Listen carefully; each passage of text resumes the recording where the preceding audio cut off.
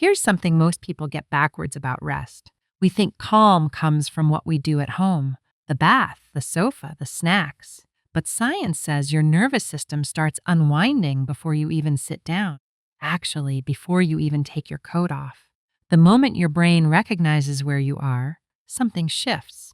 Not because you've earned it, not because you did anything right, just because your body already knows this place.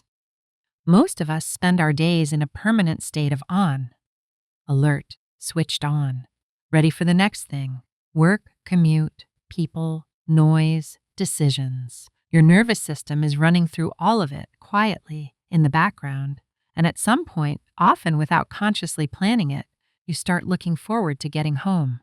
Not to do anything in particular, just to be there. What most people don't realize is that feeling has a biological explanation. Your body isn't just relaxing because you finally stopped moving. It's responding to something your home has been doing to your nervous system for a very long time, and it starts before you've done a single thing. There are 5 reasons this happens. One of them involves a sense you're probably not thinking about right now, and it turns out it's the fastest route to calm that your nervous system has. First, the scan your brain never turns off. Here's something your nervous system is doing right now, something it's never actually stopped doing. It's scanning, constantly, automatically, below the surface of conscious thought, looking for cues that tell it whether you're safe or at risk. This isn't a metaphor. Neuroscientist Dr. Stephen Porges named this process neuroception. It's different from regular perception because you didn't decide to do it. It runs whether you ask it to or not. Think of it like your body's security system, checking cameras, assessing exits, deciding if it can stand down.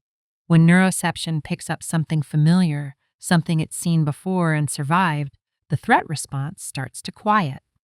You might notice this in small ways. A shoulder dropping, a breath releasing, a tension you didn't know was there, suddenly gone. Your home is probably the most familiar environment your nervous system has ever encountered. Every corner, every sound, every smell is already filed under known. And known to your nervous system means not dangerous, which means it can finally, genuinely stop checking. That exhale you let out when you get home, that's neuroception doing its job.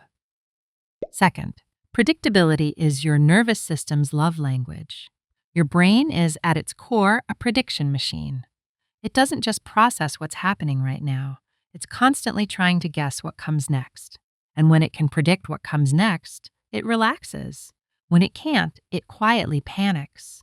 Unfamiliar environments cost your brain more effort, more scanning, more processing, more background checking. It's exhausting in a way you don't even notice until you're somewhere safe.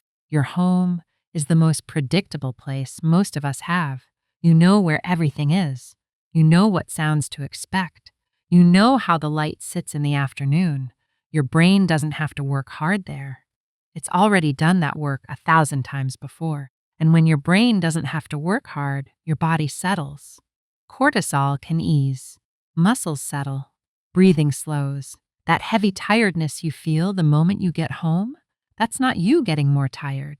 That's your body finally allowing itself to feel how tired it already was. And the next thing on this list? It's a surprising one, because it involves a sense most of us would never think to connect to this. If this is landing for you, a subscribe helps the Micro Wins Club growing. A thumbs up tells the channel's nervous system it's safe to keep creating. And if you've got a word for that, finally I'm home exhale, drop it in the comments. Third, your home smells like safety.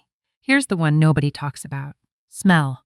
Of all your senses, smell has the most direct route to your brain. Every other sense, sight, sound, touch, taste, has to route through the thalamus first. Think of the thalamus as a sorting center. Signals arrive, get processed, then forwarded. Smell doesn't use that system. It goes straight to the limbic system, directly to the amygdala, which handles emotion, and the hippocampus, which handles memory. No queue, no waiting room, instant access. This is why a scent can transport you back in time before you've registered what you're smelling. Dr. Rachel Hertz is a cognitive neuroscientist who specializes in olfactory memory. Her research describes smell as having a uniquely powerful grip on our emotional state. And your home has a scent, a specific one. You might not notice it yourself anymore because your brain filters out constant background information. But the first time you walked in, it filed it away. Every time since, it's updated the file with the same note, safe here. So when you come home and your olfactory system fires, your nervous system doesn't need a committee meeting. It already knows the answer. Fourth, you've been training your home without knowing it. This next one started as a concept about children. Psychologist John Bowlby, who developed attachment theory, described what he called a secure base. The idea is simple, but the implications run deep. Having a safe, reliable place to return to doesn't make you more dependent. It makes you more capable. Children with a secure base tend to explore more confidently, return to calm more readily, and show greater resilience because they know somewhere exists that will receive them when things get hard. Your nervous system didn't stop needing that when you grew up. It just found new versions of it. And over time, your home can become one. Every time you've had a terrible day and eventually felt better at home, that's a data point. Every time you've arrived stressed and your body gradually settled, that's another one. Your nervous system is keeping score. And the score says, this is where I recover. The association deepens every single time you walk through the door. Tolkien understood this. The whole reason the hobbits could do impossible things was because they had the Shire to come back to. A known safe place doesn't make you smaller. It makes you braver. There's a reason the calm runs deeper than aesthetics for people who tend to keep their homes tidy. It's not just about the way things look and why the simple act of cleaning your space can shift your entire nervous system state. When home is somewhere your body trusts, everything it already knows how to do for you works even better. Fifth, the details your nervous system never misses.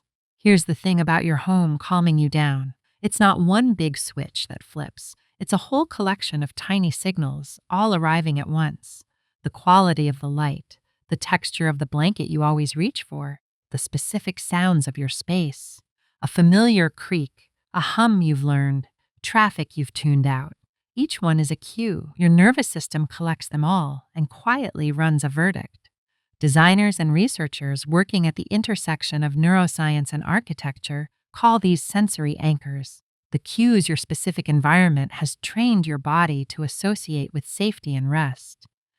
And the remarkable thing is, you can add to them deliberately. A scent you actually love, softer lighting in the evening, a texture that feels grounding. You don't have to redesign anything. Even one small sensory shift can help your nervous system recognize more quickly that it's safe to settle. Your home has been doing this work all along. Quietly, in the background.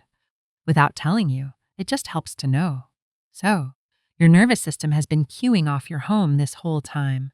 Neuroception, predictability, smell, memory, sensory anchors, all of it running quietly all along, without asking your permission, which is honestly kind of wonderful when you stop and think about it.